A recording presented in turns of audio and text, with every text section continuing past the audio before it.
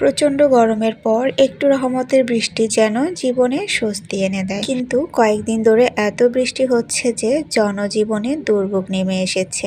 এখন আর বৃষ্টি ভালোই লাগছে না, তবে দুপুরের পর থেকে বৃষ্টিটা থেমে গিয়েছে। এখন একটু শান্তি পাচ্ছি। বারবার মনে হচ্ছে আর যেন বৃষ্টি না আসে, একটু যেন রোদের দেখা মেলে, তাহলেই জনজীবনে স্বস্তি ফিরে আসবে। আমার ছোট মেয়েটার অনেক বেশি ঠান্ডা লেগেছে, সাথে জ্বরও এসেছে। কোনো কিছু দিয়েই একদম ভাত খাচ্ছে না, তাই ভাবলাম ওর জন্য মুরগি রান্না করে দিই। তো কয়েকদিন আগে আমার হাজবেন্ড বলেছিল আমি যেন তার জন্য একটু খিচুড়ি রান্না করি। আজকে যেহেতু মুরগি রান্না করছি, তাই ভাবলাম সাথে খিচুড়ি রান্না করে দেই। তবে আজকের এই খিচুড়ি রান্নাটা আমার একদমই বেস্টি বিলাস নয়। খিচুড়িটা আমার বড় মেয়ে আর আমার হাজবেন্ডের অনেক বেশি পছন্দ, তবে আমার তেমন একটা ভালো লাগে না। তো তাদের কথা চিন্তা করে আজকে একটু খিচুড়ি রান্না করেছি আর মুরগি রান্না করেছি। আজ এ পর্যন্তই। সবাই ভালো থাকবেন। আল্লাহ হাফেজ।